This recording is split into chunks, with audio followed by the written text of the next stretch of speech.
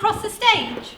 Yeah, sure. I'm just back from a break. They were arguing about Brexit yet again, so I left them to it.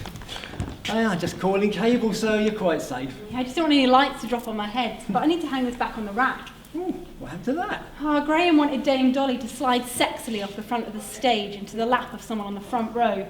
She managed to put a great big hole in it. I mean, she got lots of laughs, but I've spent the last half an hour reinforcing the scene, just in case she does it again tonight. Well, I hope she's wearing decent pants underneath that lot. Otherwise, there'd have been a few members of the audience got a better view than what they paid for. Yeah. 32 shows down. We're halfway through. How's the flu crisis? I suppose it doesn't help with all the children in the audience. They do bring in a lot of germs. Yeah.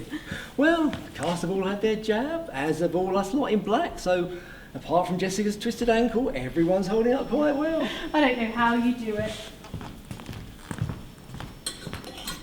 Casts are always inventing new things for the show, like songs that get stuck in my brain. Oi, missus!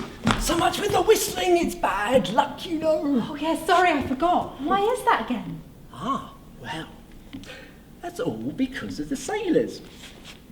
See the ropes on the side there? Well, back in the days when all the scenery and the lights and the drapes were pulled in and out by hand, it was mostly sailors who got the jobs working the wings, when they weren't at sea, of course, because they were used to the ropes and stuff from the sailing ships. Now, at sea, all instructions were given by a series of whistles, because it carries louder than voices. So, when the sailors came back to the theatres and to the circuses, they carried on doing the same. Now, on stage, a whistle could be an instruction to fly in one of the drapes or one of the lighting bars. So, if someone gets confused when they hear a whistle, you could end up with a ruddy great big bar on your head. That is a good story. And you still put each other crew, don't you? Does that stem from the same thing? Yep. And putting up the lights is still known as the rigging. Wow. I've worked in this theatre for 8 years as a costume mistress.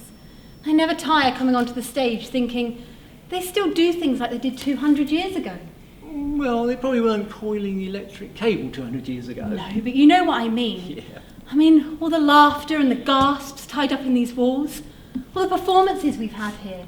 William Macready, Dame Judi Dench, countless panto dames and king rats, all tied up in this brickwork. And 200 years ago, there'd have been ropes just like these, all tied to their cleats. And stagehands waiting to slide in the next bit of scenery. And nervous actors waiting in the wings, being told off for getting in the way, just like when the youth theatre are performing nowadays.